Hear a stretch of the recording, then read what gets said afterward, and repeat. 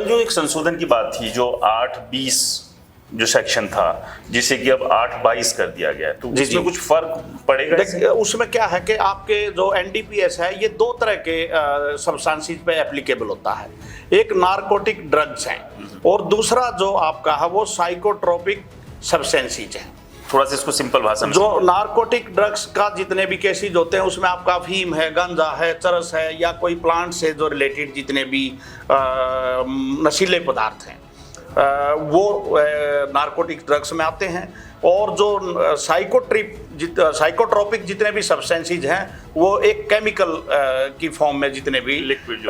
Chemical के तौर पे जो किसी चीज को मिला के बनाए जाते हैं या किसी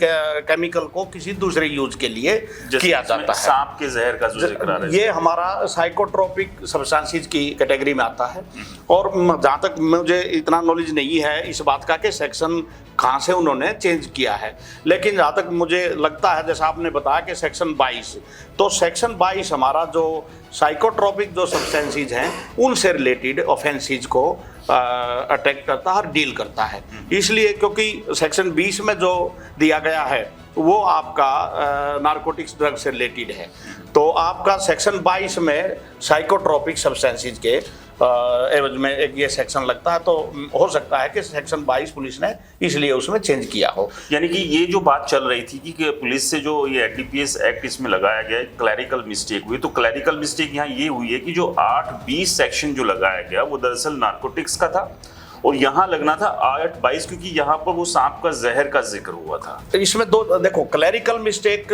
तो एक क्लैरिकल मिस्टेक ही है कि ऑफेंस क्या पाया गया जो उसके फैक्ट हैं केस के, और अगर उसको हम क्लैरिकल मिस्टेक कहें तो किसी भी इन्वेस्टिगेशन एजेंसी की तरफ से किसी सेक्शन की गलत इंटरप्रिटेशन फैक्ट के हिसाब से कर ली गई हो और बाद में ये लगा हो कि नहीं ये सेक्शन नहीं है, ये तो ये सेक्शन आपका बनता है, तो उसको क्लैरिकल जो मिस्टेक कहते हैं वो हम सेक्शन उसमें ऐड और या रिमूव कर सकते हैं। और जहाँ तक सेक्शन की बात है, एक तो प्रेमा फिसाई ये होता है कि आपका कोई आदमी, जैसे आदमी की किसी की डेथ होती है तो उस केस में हम ये देखते हैं ये एक्सीडेंट से मरा है या इसने सुसाइड किया है या इसका मर्डर हुआ है। तो सेम ये है कि वहाँ पे फैक्ट ये कहते हैं कि आदमी की डेथ तो हुई है, लेकिन उसके पीछे क्या रहा है भाई। अगर किसी एक्सीडेंटल डेथ में आपका 304A का मुकदमा है और बाद में ये लगता है कि किसी ने जानबूझ के इस आदमी को तो मार दिया है, टक्कर मार दी है,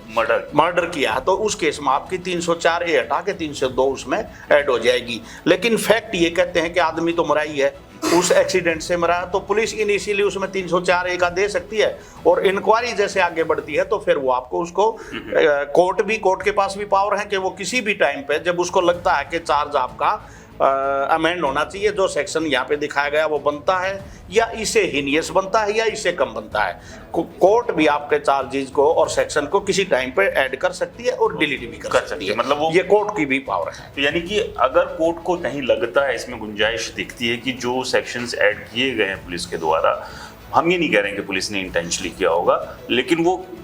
गलत है, मौके पे अलग सिचुएशन थी और बाद में जब पूरा पाया गया वो अलग है, तो वो सेक्शंस कम हो सकते हैं। यस, डेफिनेटली कम हो सकते हैं। अगर कोर्ट को लगता है कि ये जो पुलिस ने जो केस बनाया है या इन्वेस्टिगेशन एजेंसी ने जो केस बनाया है और जब उसका कॉग्निजेंस कोर्ट लेती है आफ्टर कंप्लीशन ऑफ इन्वेस्टिगेशन या एट एनी स्टेज, तो कोर्ट को ये लगता है कि ये सेक्शन इसमें नहीं बनता है या ये गलत लगा गया, तो कोर्ट के पास पावर है, वो आपका चार्ज फ्रेमिंग के टाइम में या किसी भी स्टेज पर आपको उस चार्ज से डिस्चार्ज भी कर सकती है, उसको लॉराइज भी कर सकती है, उसको अपग्रेड भी कर सकती है।